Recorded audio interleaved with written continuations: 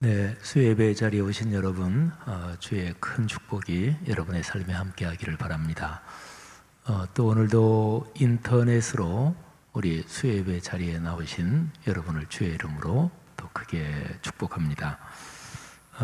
코로나19 방역을 위해서 정부 방역 당국 또 의료진 여러분들이 애쓰고 있고 또 국민들도 잘 협조를 하고 있습니다.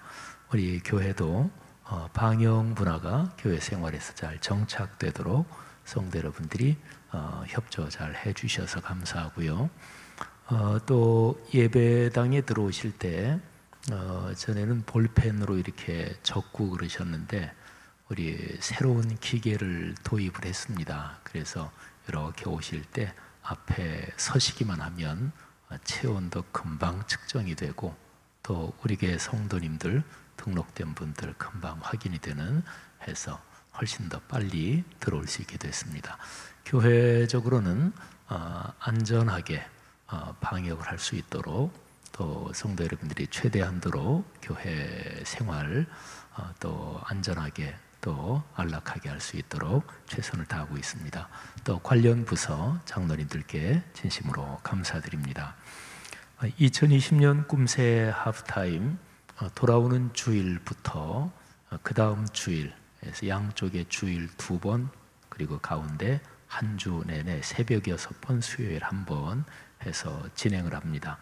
우리 새벽에 모이고요. 새벽 예배 모이는 거는 몇 달 만에 처음 모이네요. 그리고 또 인터넷으로도 실시간 생중계됩니다. 2020년 꿈송 페스티벌이 우리 계속해서 릴레이 영상 암송하는 거 나가고 있는데요. 우리 각 가정에서 개인적으로나 또는 가족 단위로 또는 뭐 구역 단위로 하셔도 좋고 그건 자유롭게 하셔도 괜찮습니다. 영상으로 12구절 암송하는 거 찍어서 목회자들에게 제출하시면 되겠습니다. 1교구부터 9교구까지 교구별, 구역별 대신방이 진행 중에 있습니다. 안전하게 방역거리를 띄고 잠시 모여서 같이 그렇게 기도하는 그런 형태로 진행이 됩니다. 감사하고요. 릴레이 성경암송 영상 한번 잠깐 보시겠습니다.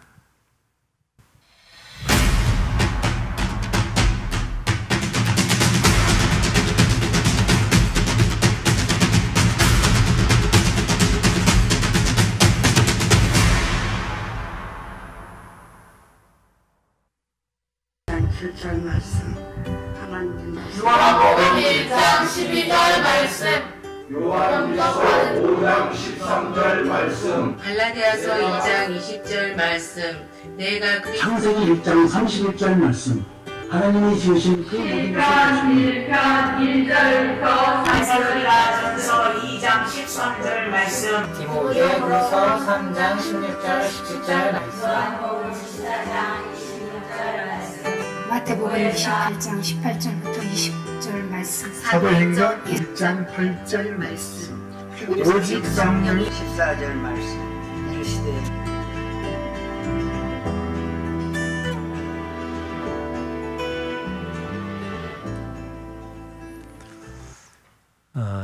성도 여러분들이 영상으로 많이 참여해 주시기를 바라고 또 성경 암송으로 하나님의 말씀이 삶에서 이루어지는 그런 복이 넉넉하기를 바랍니다.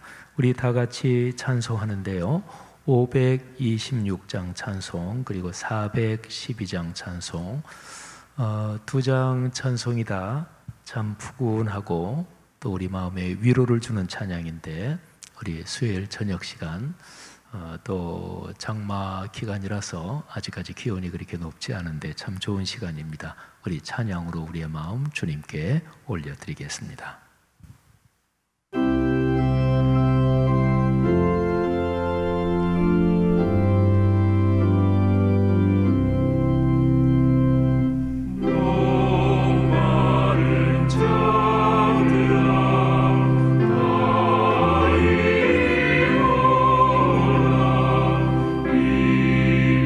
이곳에 존재하라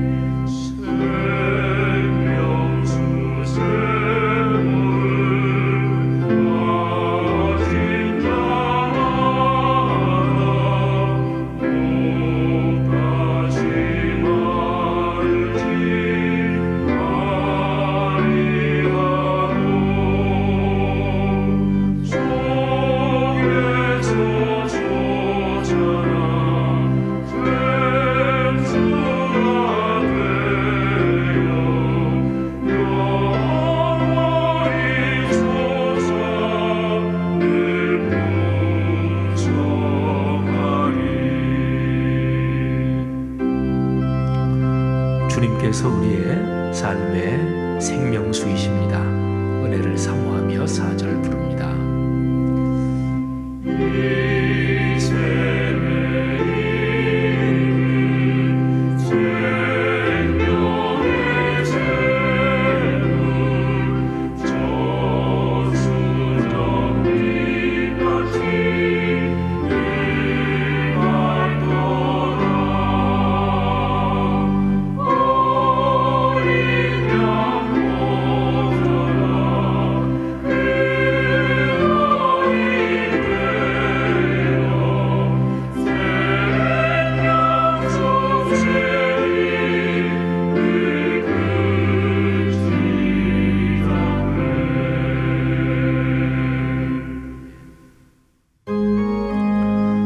하나님이 우리에게 주시는 평화 사모하며 찬양할 때 성령께서 여러분을 안수하시고 축복하실 것입니다.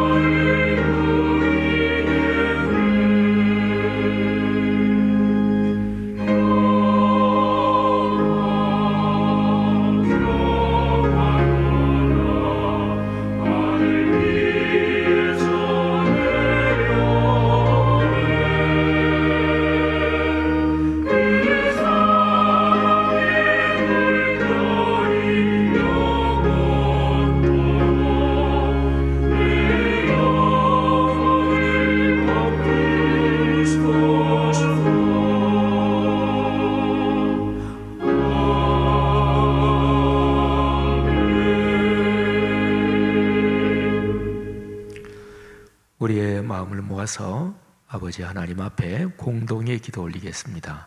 화면에 나오는 공동의 기도문 함께 읽으며 기도하는데요. 기도 인도는 박흥임 권사님께서 인도해 주시겠습니다.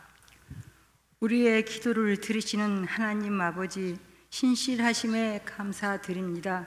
약속하신 말씀을 지키시고 지금도 약속을 이루시며 영원히 변치 않으시는 주님, 약속대로 독생자를 보내주셔서 우리 죄를 대속하여 주시고 약속대로 성령을 보내주셔서 우리를 진리 가운데로 이끌어 주시니 찬양을 올려드립니다. 지금 저희가 약속의 말씀 앞에 있습니다. 우리 예배를 받아 주옵소서. 육신으로 오신 말씀이신 주님, 말씀상 공동체 성락성결교회에 오늘 또 말씀이 성육신하게 하옵소서. 거룩한 언약이 우리 삶에 이루어지게 하옵소서. 나는 날마다 죽고 말씀만이 우리 삶에 흐르고 또 흐르게 하옵소서. 역사의 주인이신 주님, 코로나19 팬데믹이 걸어온 시대와 걸어갈 시대를 가르는 경계가 되고 있습니다. 새로운 시대로 용기 있게 나아갈 것인지 아니면 육수간 세계로 머물러 태행할 것인지 선택해야 할 사항입니다.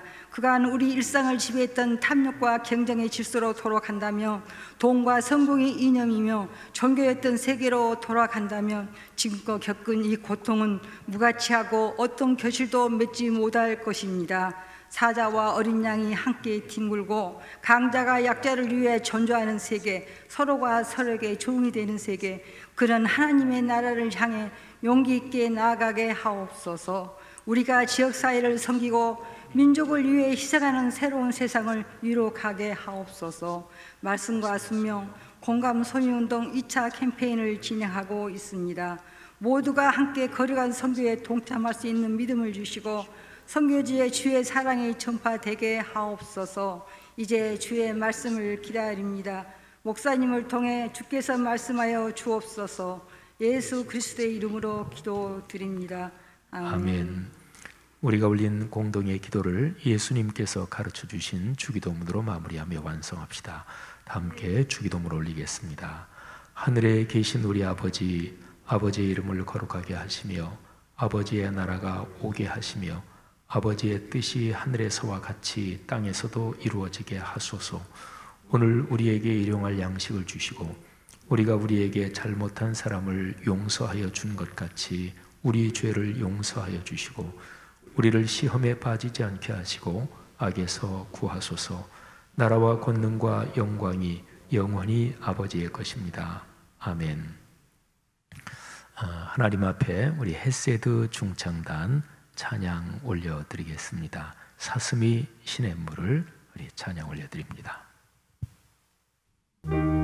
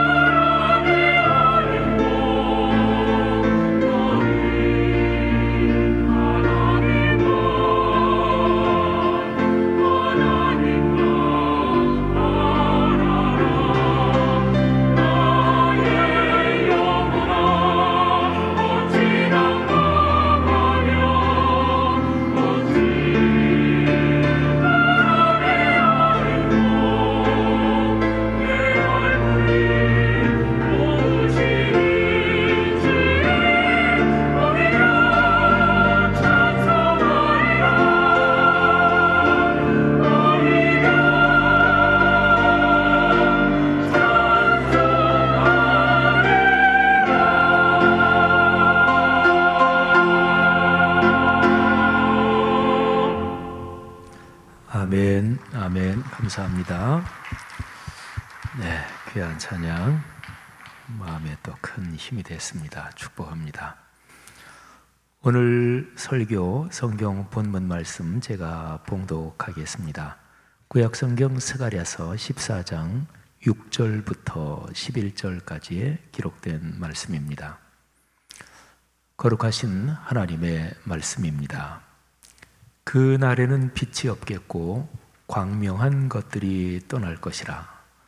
여호와께서 아시는 한 날이 있으리니 낮도 아니요 밤도 아니요 어두워 갈 때에 빛이 있으리로다. 그날에 생수가 예루살렘에서 솟아나서 절반은 동해로 절반은 서해로 흐를 것이라. 여름에도 겨울에도 그러하리라. 여호와께서 천하의 왕이 되시리니 그날에는 여호와께서 홀로 한 분이실 것이요 그의 이름이 홀로 하나이실 것이라. 온 땅이 아라바 같이 되되 게바에서 예루살렘 남쪽 림몬까지 이를 것이며 예루살렘이 높이 들려 그 본처에 있으리니 베냐민 문에서부터 천문 자리와 성 모퉁이 문까지 또 하나넬 망대에서부터 왕의 포도주 짜는 곳까지라. 사람이 그 가운데에 살며 다시는 저주가 있지 아니하리니 예루살렘이 평안히 서리로다. 아멘. 이 수요일 저녁 여러분에게 복된 시간 되시기를 주의 이름으로 축복합니다. 계절 중에서 지금이 이제 6월 말, 오늘이 7월 초하루지요. 대개 1년 계절 중에서 5월, 6월 또 뭐 한 7월 초까지도 유럽 같은 데서는 아주 끔찍하게 사람들이 좋아하는 계절입니다. 유럽도 남부 유럽 같은 데는 뭐 기후가 굉장히 좋습니다만, 근데 거기까지 다 포함해서 중부, 북부 유럽으로 가면 기후가 일반적으로 많이 안 좋죠. 영국 같은 데서는 뭐 굉장히 기후가 비도 오고 안 좋다 그러잖아요. 그래서 그런지 하여튼 유럽 사람들은 5월, 특별히 6월 이런 때 날씨를 아주 끔찍하게 좋아합니다. 1년 4계절 중에서 어느 계절을 가장 좋아하십니까? 이런 질문을 하면 가장 많은 사람들이 가을을 제일 좋아합니다. 우리나라가 전반적으로 그런 것 같습니다. 근데 가을도 적어도 3개 정도로 나눌 수 있죠. 초가을, 또 한가을, 아주 깊숙하게 가을에 들어간 그런 때, 그리고 또 늦가을, 이렇게도 나눌 수가 있죠. 그렇게 가을을 3가지로 나누면 그 중에서 여러분은 또 어떤 가을이 더 좋으십니까? 저보고 고르라 그런다면 저는 늦가을이 가장 좋습니다. 자, 1년 4계절 중에서 제일 좋은 계절, 그러면 일주일 중에서 주일, 월, 화, 수, 목, 금, 토, 그 중에서 어느 요일이 가장 행복하십니까? 직장에 근무하는 뭐 주 5일째 직장에 근무하시는 분들은 이제 금요일 저녁이, 금요일 퇴근하고 나서가 굉장히 행복하겠죠. 토요일까지 근무하는 직장이면 토요일 퇴근하고 그때부터 이제 주말이니까 아주 행복할 것입니다.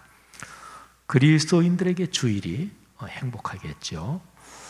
저도 물론 주일이 행복합니다. 근데 주일 중에서도 저는 참 종종 예배가 시작되기 그 전이 무지무지하게 행복합니다. 뭐 매번 예배 때마다 그러는 건 아닌데요. 근데 종종 예배가 이렇게 시작되기 전에 이제 제 자리에 앉아서 가만히 묵상할 때 그때가 참 행복합니다. 물론 예배 시간도 좋고요. 그리고 일주일 중에서 목회자들에게 좋은 요일이 어느 요일인가? 그러니까 보통 직장 생활하는 분들 중에서는 이제 주말에 금요일 또는 토요일 직장 끝나고 그때가 목회자들에게는 사실은 주일 사역이 끝난 시간입니다.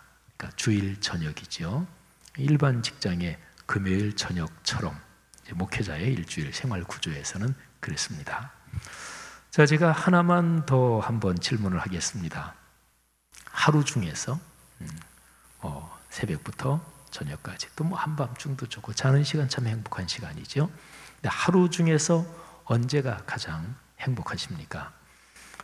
이거를 이렇게 선택하는 걸 보면 그 사람 성격도 알 수 있고 스타일도 알 수 있다. 누가 또 그런 얘기를 하더라고요.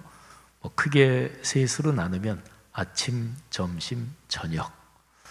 직장 생활하시는 분들에게는 직장 생활하면서 점심 먹는 시간, 그때가 굉장히 중요한 시간이지요. 저는 일반 직장 생활을 지금으로부터 하면 한 2년 전인가 그때 한 2년 정도 제가 일반 직장 생활을 해봤는데, 근데 그때 직장 생활하면서 야, 직장인들한테 점심 한 끼를 맛있게 잘 먹는 게 무지무지하게 중요하구나 제가 그때 알게 됐는데, 뭐 하루 중에 점심이 참 좋다 이러시는 분 계실 테고, 아침이 좋으신 분, 또 저녁이 좋으신 분이 있겠죠. 하루를 아침, 점심, 저녁 이렇게 세 개로 나눌 수 있지만 사실은 굉장히 하루 중에 시간을 더 세세하게 구분할 수가 있죠.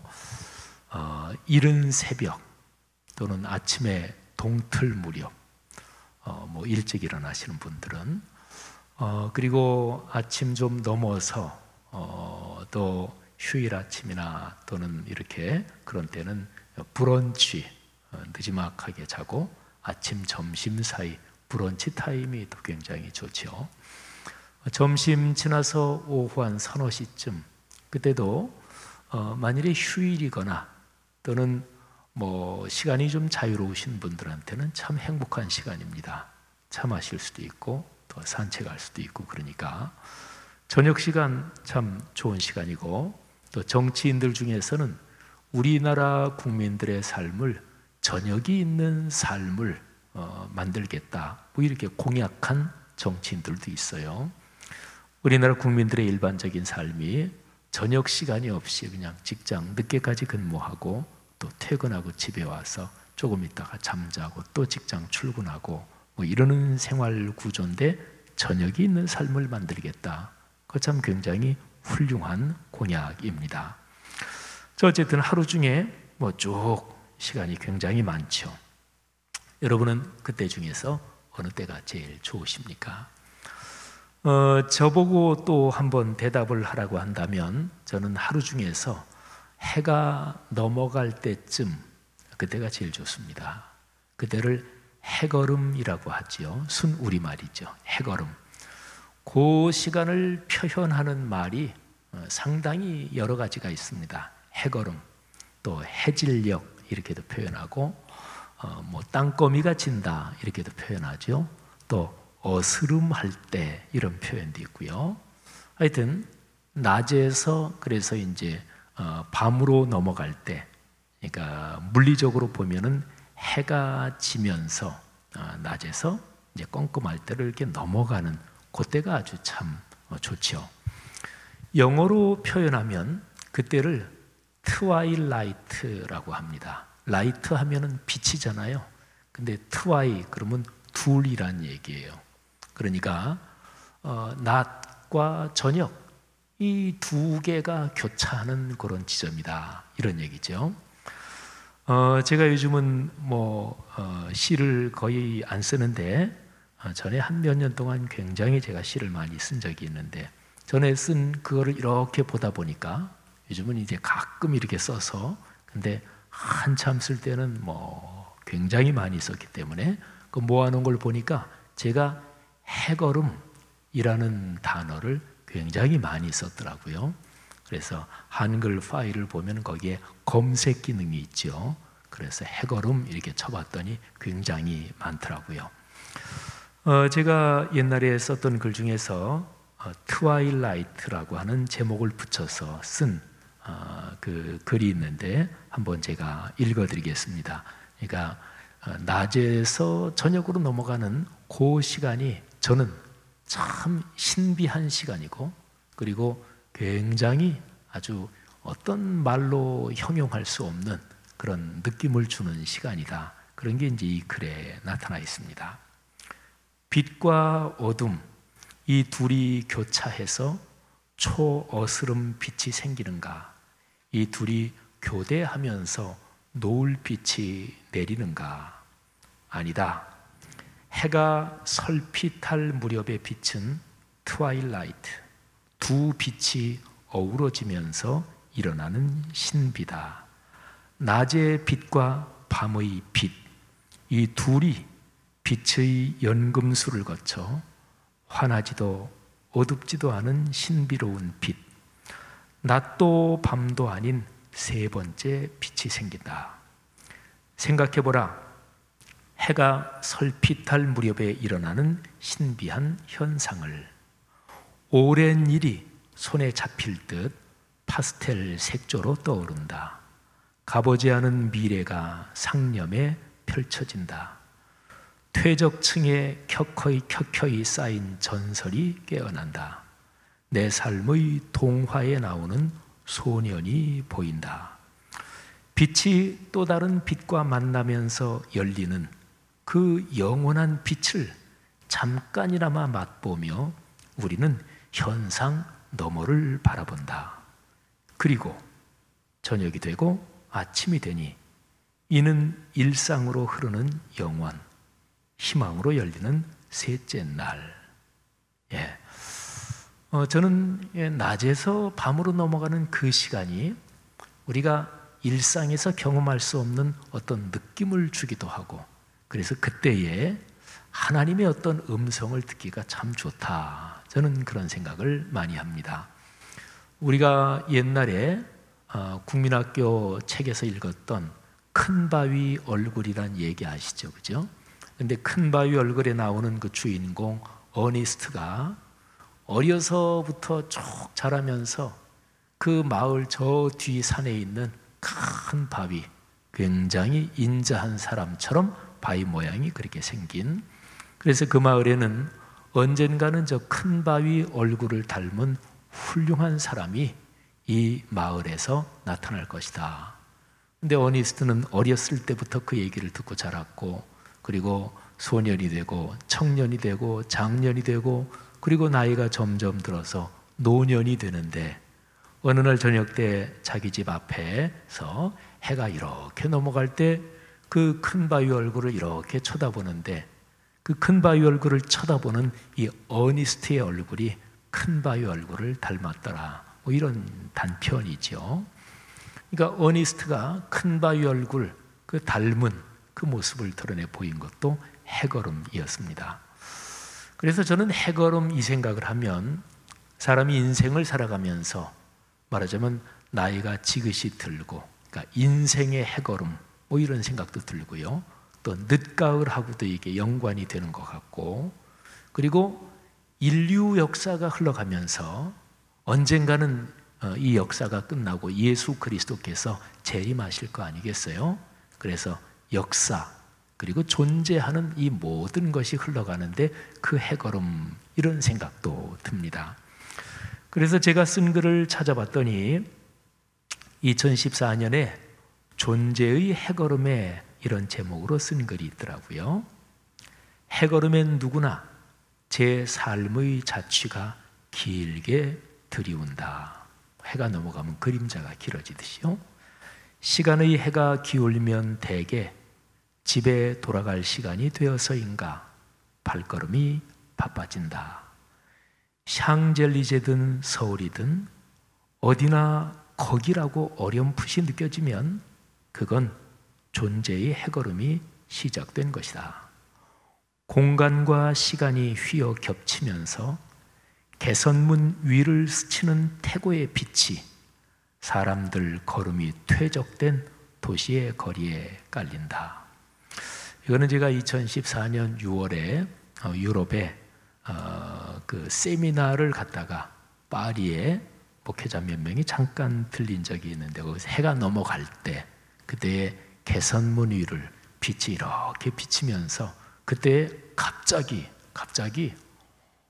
그 시간하고 다른 어떤 시간이 꽉 겹치는 것 같은 그런 느낌이 드는 때가 있었어요. 그래서 그때 제가 쓴 거고요. 해걸음에 관해서 하나만 더 제가 읽어드리면 파랑풍차 이야기를 제가 읽어드리겠습니다. 파랑풍차가 해걸음에 하늘의 음성을 들었다는 그런 얘기인데요. 제가 쓴 글입니다. 바람을 사랑한 풍차가 있었습니다. 바닷가 바람 언덕의 파랑풍차였습니다. 날개를 펴고 돌면서 사랑을 노래했습니다. 풍차들이 돈다고 다 사랑을 노래하진 않았습니다. 파란 하늘이 먹장구름에 가려져 캄캄해지고 푸른 바다가 검푸르게 변하며 거칠어질 때 다른 풍차들은 몸을 움츠리고 떨었지만 파랑풍차는 그런 날의 폭풍도 좋았습니다. 새가 날고 바람 언덕에 꽃이 만발하는 날엔 평화롭고 부드러운 바람에 온 몸을 맡겼습니다. 바람과 함께 풍차의 날개는 세상을 날았습니다. 바람 언덕에 풍차들이 다 그렇진 않았습니다. 어느 날부터인가 낯선 사람들이 하나 둘 바람 언덕의 풍차들을 허물기 시작했습니다. 어떤 풍차는 일하지 않는다고 좋아도 했습니다. 풍차 몇은 남았고 파랑풍차도 다행히 남았습니다. 그러나 남은 풍차들은 더 이상 돌지 못했습니다. 그때부터 많은 사람이 바람 언덕을 찾았습니다. 풍차도 구경거리 중 하나였고 사진도 찍혔습니다. 파랑풍차는 사람들과는 어울릴 수 없었습니다. 바람은 불어오는데 날개는 돌 수 없었습니다. 불어오는 바람은 풍차 옆에서 울다 갔습니다. 바람은 불어오는데 사랑을 노래할 수 없었습니다. 절망으로 지친 날 어느 해걸음에 무슨 소리가 들렸습니다. 예, 사랑의 노래는 마음으로도 할 수 있는 거야. 파랑풍차는 마음으로 노래하는 법을 연습했습니다. 바람 언덕으로 찾아오는 바람들이 행복해졌습니다. 풍차는 다시 바람과 하늘과 바다와 함께 노래했습니다. 그리고 또 하나 기적 같은 일이 일어나기 시작했습니다. 사람들 마음의 뜰에 하나 둘 풍차가 돌기 시작했습니다. 바람 언덕을 왔다 간 사람들 삶이 밝아지기 시작했습니다.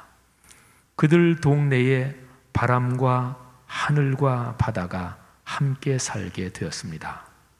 사람들은 파랑풍차를 내 마음의 풍차라고 말했습니다. 파랑풍차는 사람들 마음에서 날개를 펴고 돌고 있었습니다. 여러분, 해걸음, 그건 참 멋진 시간이고, 그리고 하나님께서 우리에게 말씀하시는 시간이다. 저는 이런 생각을 갖고 있었는데, 그러다가 언젠가 성경을 보다가 성경에 제가 늘 그렇게 좋아하던 정확한 표현이 거기 있는 걸 발견했어요. 그게 스가랴서 14장 7절인데, 근데 제가 이 구절을 언제 발견하고 여기 바로 그 해걸음이 있구나, 그 기억은 제가 잘 안 나요. 근데 히브리 스가랴서 14장 7절에 낮도 아니고 밤도 아닌 그런 시간, 그게 바로 해걸음이잖아요. 제 오늘 설교의 가장 주된 구절은 6절 7절인데요. 근데 6절 말씀 한번 보면 그 날에는 빛이 없겠고 광명한 것들이 떠날 것이라.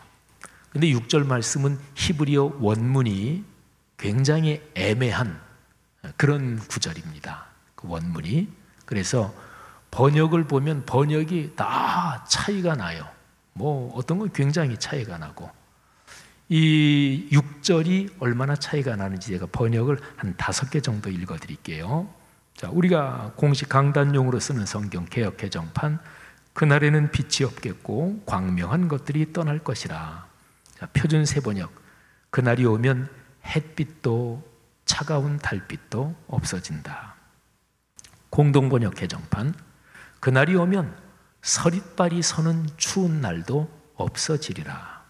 자, 독일어 성경 쭈리히 번역을 제가 한글로 이렇게 번역했습니다. 그 어느 날에는 더 이상 더위가 없고 추위나 서리도 없을 것이다. 영어 성경 NIV 성경. 그 날에는 빛이 없을 것이며 추위와 서리도 없을 것이다. 자, 6절이 굉장히 중요한 구절 같은데 이게 이제 애매하거든요. 그래서 6절이 무슨 뜻인가 이거를 알려면 7절하고 연결시켜 보면 뭐 이게 서로가 앞뒤가 연결된 거니까 그러면 잘 알 수가 있죠. 자, 그래서 7절은 그냥 두 가지로만 제가 읽어드릴 테니까, 자, 우리 강단용 성경 개역 개정판. 여호와께서 아시는 한 날이 있으리니 낮도 아니요 밤도 아니라. 제가 이제 이 말씀에 아주 굉장히 강하게 필이 꽂힌 거죠. 낮도 아니요 밤도 아닌 시간. 근데 나중에 언젠가 하나님께서 아시는 한 날, 하나님께서 각별하게 정하신 그 날이 되는데, 근데 그날 낮도 아니요 밤도 아닌 시간, 뭐 이런 거죠. 자, 7절 말씀을 표준 세번역은 이렇게 번역했습니다. 낮이 따로 없고 밤도 없는 대난만이 이어간다. 자, 7절 말씀은 이런 얘기예요. 낮도 없다, 밤도 없다. 다른 말로 말하면 낮도 아니고 밤도 아니다. 그러니까 낮과 밤이 더 이상 존재하지 않는다, 이런 얘기입니다. 이렇게 하면 6절 말씀이 무슨 뜻인지 이해가 갑니다. 그러니까 우리 사람은요, 존재하는 모든 것 포함해서 그 안에 있는 사람은 시간의 한계 속에 있잖아요, 그렇죠? 시간과 연관해서 태양계를 중심한 이 태양계, 이 천체의 질서 안에서 공간 구조가 돌아가죠. 이거는 물리학적인 관찰, 상식이죠. 시간과 공간이 맞물려 있는 이런 상황에서 지구 행성에 있는 우리에게 낮, 밤, 이게 교차되는 거예요. 그러면서 시간이 흐르죠. 아까 6절 말씀에 어떤 번역에서는 추위도 없고 더위도 없다, 이렇게 번역했거든요. 근데 추위와 더위가 어떻게 생기죠? 이것도 시간, 공간 구조, 말하자면 태양을 중심으로 해서 태양계에 수성, 금성, 지구, 화성, 이게 돌면서, 그러면서 이제 여름도 있고 겨울도 있고, 그러니까 추위와 더위가 그렇게 되는 거잖아요, 그죠? 그러니까 우리 사람이 지금 현재 사는 이 세상에서는 시간이 흐르고, 그리고 공간이 그렇게 구조가 같이 맞물려 돌아가고, 그러면서 낮과 밤이 늘 이어지는 거죠. 그리고 추위와 더위가 계속되는 거죠. 물론 지구상에 저 북극 남극은 춥기만 하고 적도는 거의 1년 내내 덥기만 하지만 전체 지구로 보면 추위와 더위가 계속되고 낮과 밤이 계속된다. 그러니까 낮과 밤이 이어지고 추위와 더위가 계속된다. 이거는 모든 존재하는 것이 존재하는 것을 표현하는 대표적인 표현입니다. 사람 사는 것도 마찬가지입니다. 그런데 어느 날 이게 다 끝난다는 거예요.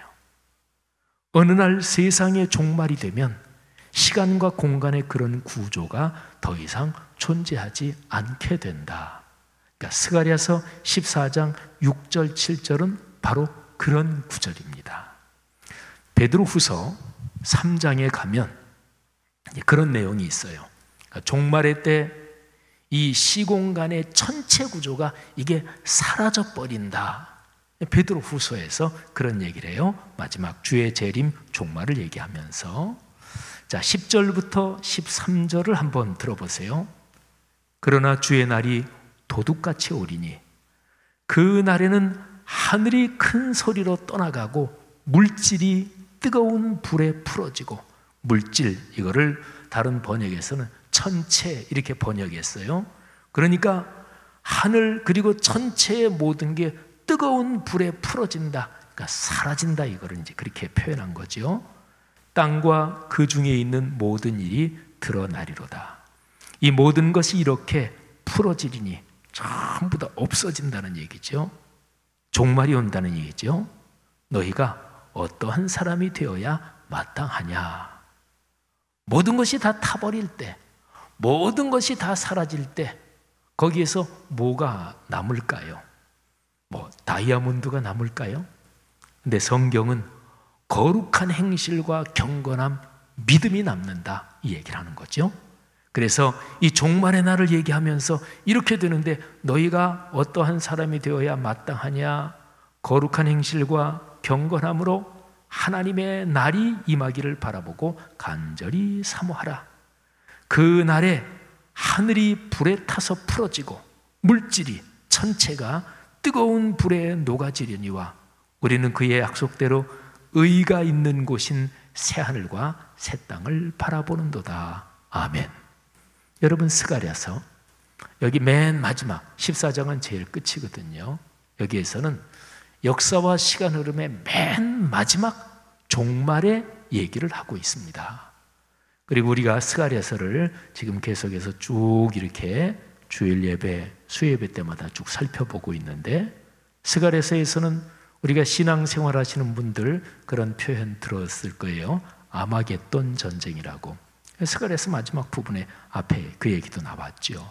그리고 그것도 지나고 더 맨 마지막에, 그때는 시간과 공간 구조, 이 천체의 구조 속에서 우리가 다 살고 있는데 이 물질 구조가 다 없어지고 드디어 주님께서 재림하시는, 그래서 이 시공간의 구조가 다 없어지는 그날이 온다, 이런 거죠. 그야말로 최후에.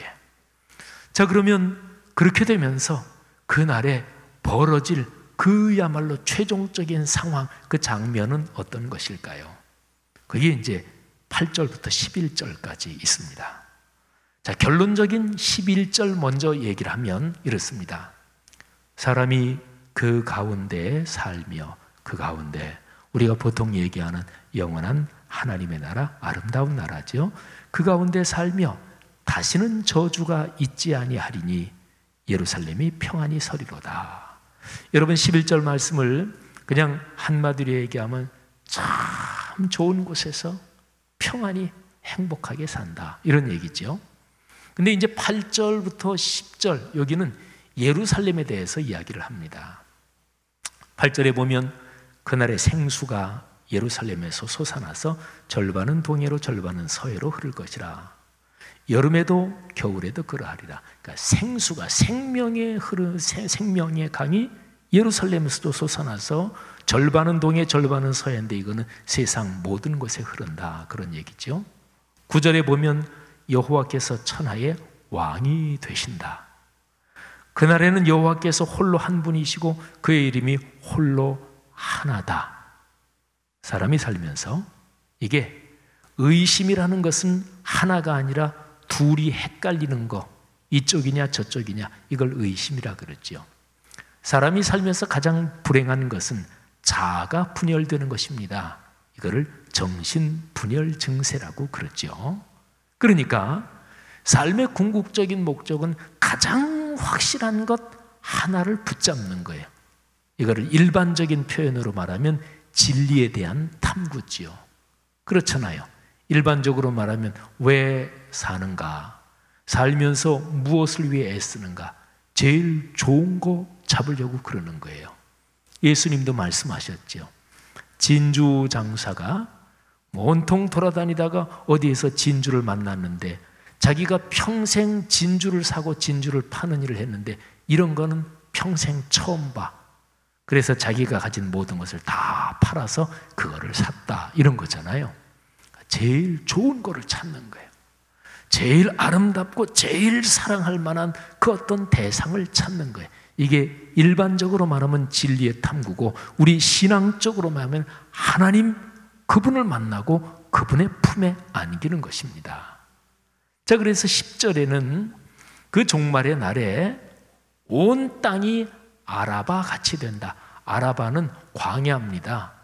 그러니까 그 팔레스타인, 예루살렘이 있고 하는 그 이스라엘의 지형에서 아라바는 말하자면 해수면 높이 거기서 얘기하면 그냥 제로라고 이제 본다 그러면 거기다도 조금 더 낮은 곳인데, 그래가지고 온 땅이 아라바처럼 평평한 곳이 되는데, 그런데 예루살렘만은 높이 들려 그 본처에 있을 것이다. 본처, 원래 있던 곳.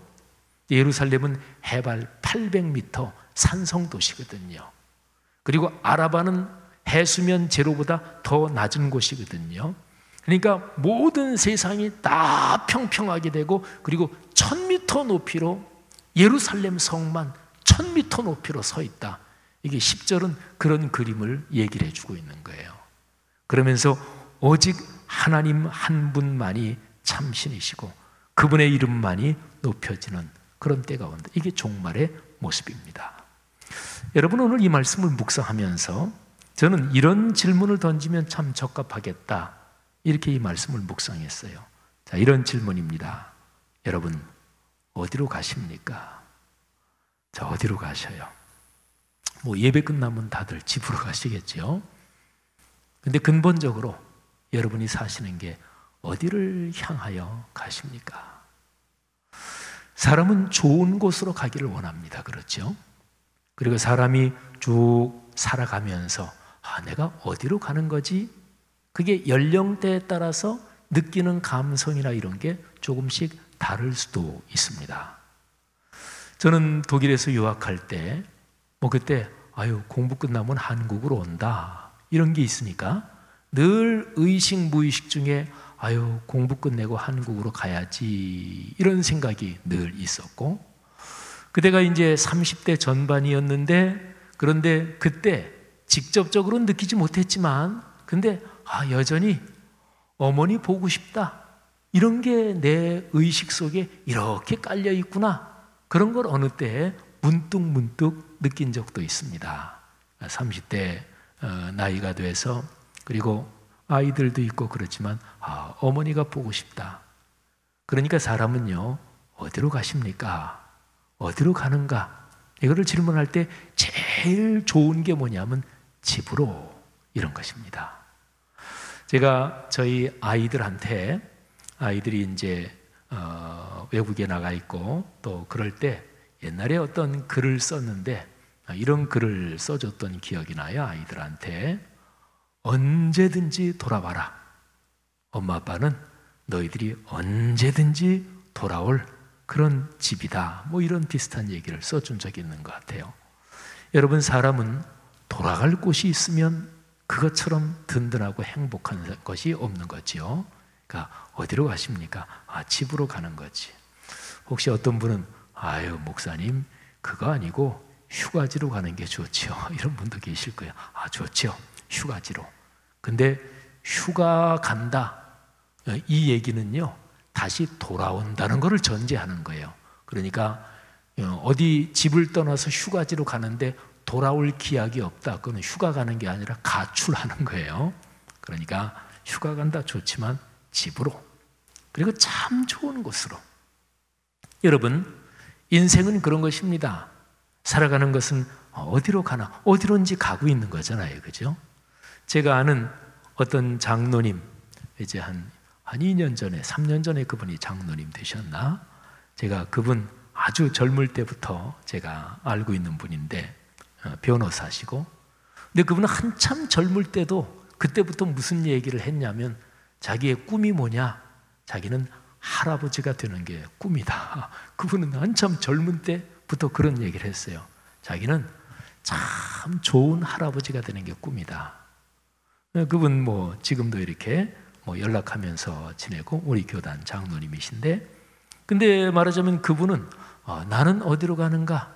참 좋은 할아버지가 되는, 그게 그분의 인생의 목표고, 그분은 참 언제나 이렇게 만나거나 또는 전화통화 무슨 일 있어 하면 그렇게 사람이 푸근해요. 그분 마음속에 그런 게 있는 거죠. 나는 좋은 할아버지가 된다. 인생길을 그렇게 걷고 있으니까 그 사람의 정서가 푸근할 수밖에 없겠죠. 사랑하신 여러분, 어디로 가십니까? 좋은 곳으로 가야죠. 그죠? 마음속에 또는 내 생각 속에 참 좋은 곳으로 간다, 이거를 확신해야 합니다. 신앙인에게 그게 바로 영원한 아버지의 품, 이렇게 되는 거죠. 그래서 우리가 찬송을 부를 때 장례식 때 부르는 찬송이 있잖아요. 근데 그거는 대개 우리 그리스도인들의 머릿속에는 이거는 장례식 때 많이 부르지, 이런 게 이제 알게 모르게 이게 머릿속에 있어서 그런 찬송을 부를 때 우리가 대개 약간 비감한 느낌이 들고 약간 슬픈 느낌도 들고 그러면서 마음속에 은혜도 있긴 하지만 대개 그런데, 근데 사실은 장례식 때 부르는 찬송들이 찬송 중에서 가장 좋은 찬송이라고 말할 수 있습니다. 그 찬송은 우리가 돌아갈 영원한 집, 아버지의 품, 그리고 가장 좋은 곳, 그거를 우리의 소망으로 갖게 하는 그런 찬송이잖아요. 하늘 가는 밝은 길이, 이 찬송도 그런 거죠.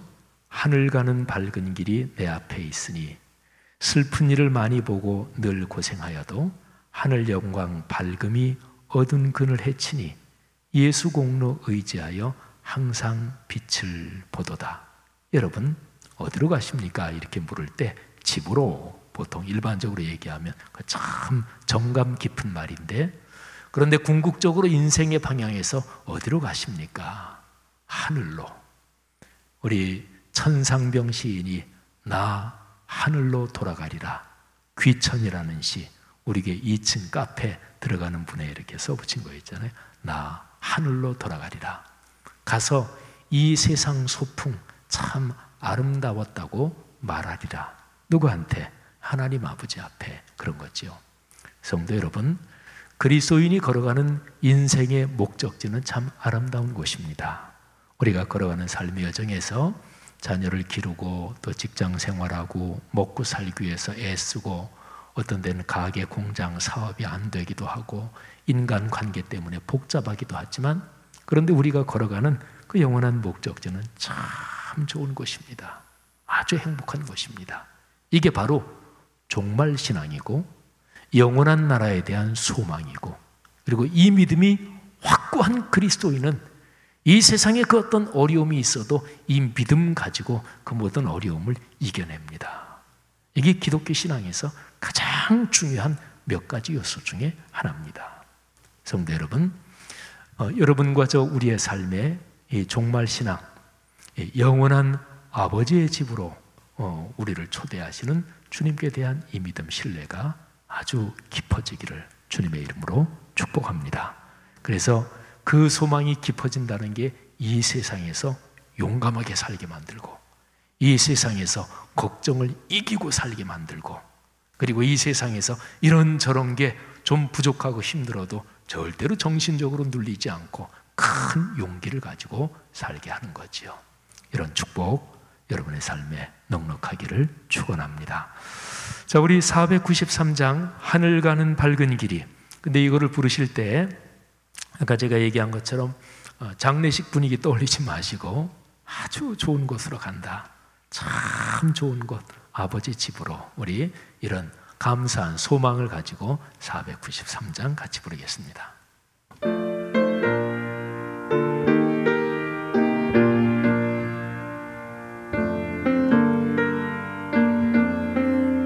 하늘 가는 밝은 길이, 하늘 가는 밝은 길이 내 앞에 있으니 슬픈 일을 많이 보고 늘 고생하여도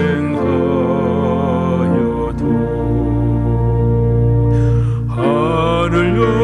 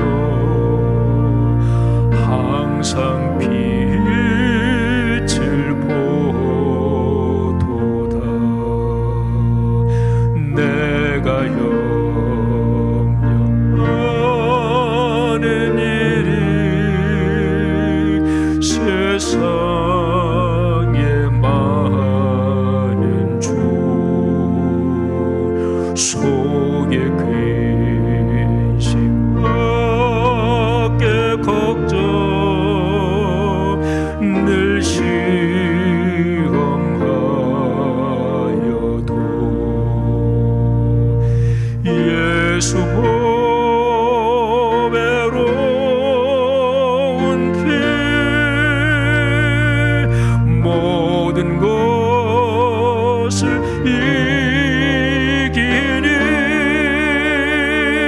예수 공로 의지하여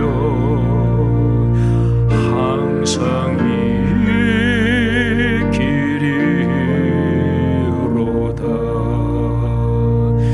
내가 천성 바라보고 가까이 왔으니 아버지의 영광 집에 나 쉬고 싶도다.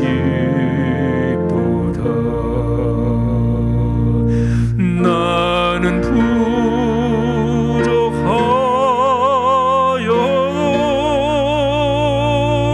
영접하실 터이니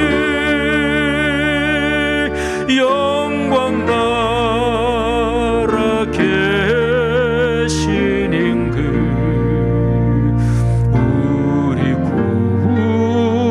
구주 예수라. 기도하겠습니다. 여러분, 삶은 어떤 시각으로 보느냐, 그 시각에 따라서 천차만별입니다. 이제 몸 아프신 분들 중에서 이런 분들 계실 거예요. 아유, 병원에 갔는데 여기서도 안 낫고 저기서도 안 낫고. 근데 어떤 사람이 그건 이렇게 하면 낫는다. 근데 신기하게 진짜 괜찮아지고. 카이로프락틱이라는 게 있죠. 카이로프락틱. 인간의 뼈, 이런 근육, 몸의 균형 이런 걸 주로 다루는. 근데 그 카이로프락틱, 그 전문가들이 사람 신체를 보는 시각하고 또는 내과 의사, 정형외과 의사 이런 분이 보는 시각하고 또 이게 다를 수가 있습니다. 한의사가 사람 신체 보는 시각 다르죠. 당연히 어떤 시각을 가지고 보느냐, 삶을, 거기에 따라서 인생은 달라집니다. 삶은 고해지, 고통의 바다지. 그렇게 보면 늘 삶에서 고통스럽고, 그래 고해야 삶은 어차피 그런 거 왜 그렇게 살아요? 푸시킨의 삶이 그대를 속일지라도 슬퍼하거나 노여하지 말라, 그 시를 제가 꽤 좋아하지만, 근데 삶은 원래 그런 거 이제 그런 시기가 나오잖아요. 근데 거기에 굳은 믿음을 가질 필요는 없습니다. 성경은 우리에게 말씀합니다. 갈수록 좋아진다. 이거는 성경적으로 보면 아주 정확합니다. 삶을 끊임없이 좀 더 뭐를 가져야 된다. 삶은 자꾸만 더 소유하는 거다. 이렇게 살면 시간이 갈수록 더 비참해집니다. 진짜 비참해지죠. 어차피 시간이 갈수록 자꾸 잃어버리니까 건강 손에서 놔야지 그거 어떻게 붙들겠어요? 모든 거 다 그렇잖아요. 그러니까 삶은 하나하나 놓아주는 과정이다. 자기를 비우는 과정이다. 이게 올바른 시각이죠. 그러면 삶이 참 행복해집니다. 40, 50 그리고 60을 넘어가면서도 참 행복해집니다. 그렇습니다. 삶은 하나하나 비우는 과정이고 거기에 하늘아버지의 사랑과 거룩한 하나님의 영, 천국의 소망으로 채우는 과정이 삶이다. 이런 거죠. 여러분, 우리가 부른 찬송, 하늘 가는 밝은 길이 내 앞에 있으니, 우리 순교의 신앙을 가졌던 선진들이 참 좋아하던 찬송이지요. 그렇습니다. 삶에 대해서 성경은 그렇게 가르칩니다. 갈수록 좋아져. 삶은 아름다운 거야. 삶은 복된 거야. 그런 사람이 내 삶을 누립니다. 감사로 엔조이합니다. 근데 맨날 살아가면서 전혀 누리지도 못하고 맨날 쫓기고, 그리고 나중에 언제 은퇴하면 그때 쉬지, 나중에 언제 그때 좀 누리지, 그게 아니라 지금 누려야 되잖아요.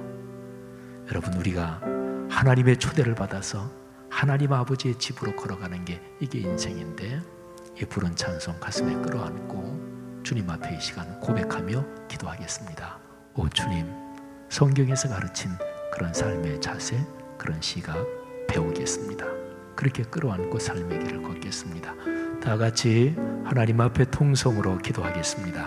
하나님 아버지, 은혜를 감사합니다. 이 시간에 말씀을 듣고 또 찬양으로 아버지 앞에 고백했습니다. 하나님 아버지 감사합니다.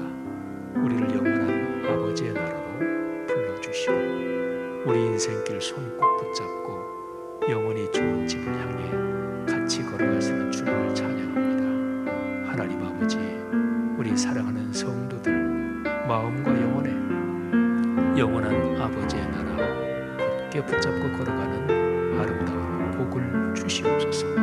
하나님 아버지, 삶에 이런저런 어려움이 있을지라도 그런 어려움보다 우리 아버지 하나님의 사랑이 훨씬 더 크다는 것을 믿습니다. 우리 아버지 하나님의 능력이 훨씬 더 크다는 것을 분명히 고백하고 믿습니다. 하나님 아버지, 우리 사랑하는 성도들 한 사람 한 사람 이 시간에 하나님께서 안수해 주옵소서. 이 시간에 하나님께서 품에 안아 주시고 용기가 부족한 사람에게는 용기를 주시고 평안이 부족한 사람에게 하늘의 평화, 하나님의 지식에 있는 그 평화를 넘치도록 부어주시기를 주님 간절히 원합니다. 아버지 하나님, 이 시간에 사랑하는 성도들의 간구하는 제목 응답하시고 성령으로 충만케 하심을 감사합니다. 믿습니다. 할렐루야. 축복해 주옵소서. 잠시만 더 묵상으로 기도하는데요, 빌립보서 4장 6절 7절 말씀을 꼭 붙잡고 잠시 묵상으로 기도하시면 좋겠어요. 제가 4장 6, 7절 낭송해 드립니다. 아무것도 염려하지 말고 오직 모든 일에 기도와 간구로 너희 구할 것을 감사함으로 하나님께 아뢰라. 그리하면 모든 지각이 뛰어난 하나님의 평강이 그리스도 예수 안에서 너희 마음과 생각을 지키시리라. 아멘. 잠시 묵상으로 기도하며 주님께서 내게 주시는 음성에 귀를 기울이겠습니다.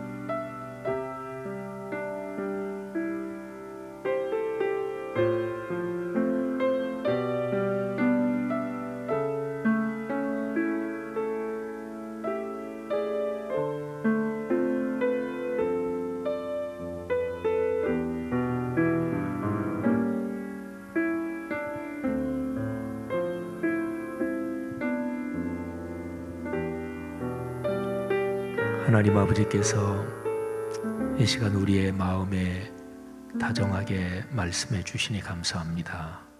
사랑하는 나의 백성, 내 딸, 내 아들아, 내가 내 인생길에 결코 떠나지 않고 같이 걸어간다.